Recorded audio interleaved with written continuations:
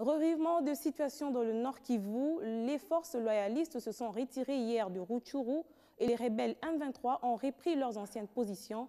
Dans sa déclaration officielle, le gouvernement fait remarquer que l'ordre public continue à être assuré par des unités régulières de la police nationale appuyées par les casques bleus de la MONUSCO qui collaborent activement avec les FARDC à cette fin. Décryptons cela dans ce récit de Guilain Kabalundi. Inquiétude, angoisse et détresse gagnent à nouveau les populations de Rutshuru, Kiwanja, Roubaré dans le nord Kivu après le retrait dimanche des FARDC de ces agglomérations. C'est ce que raconte Patrick Kitema, notre correspondant à Butembo dans le nord Kivu.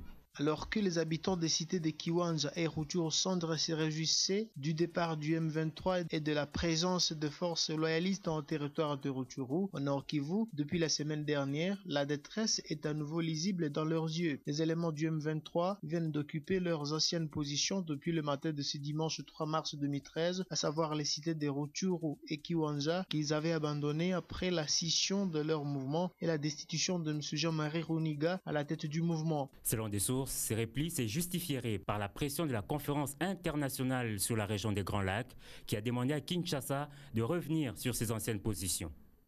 Autre source, c'est celle du gouvernement. Dans une déclaration rendue publique dimanche, son porte-parole a déclaré, je cite, « Les troupes FARDC qui ont stabilisé la situation sécuritaire à Rutshuru Centre ont ainsi été établies à Kaunga, à 6 km de cette agglomération. » Leurs compagnons d'armes, qui ont débarrassé Roubaré des malfrats qui y sévissaient, sont installés sous la route de Tongo à une dizaine de kilomètres.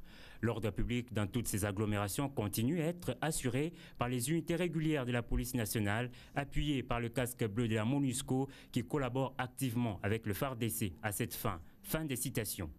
Sur le plan diplomatique, par contre, aucun recul n'est enregistré.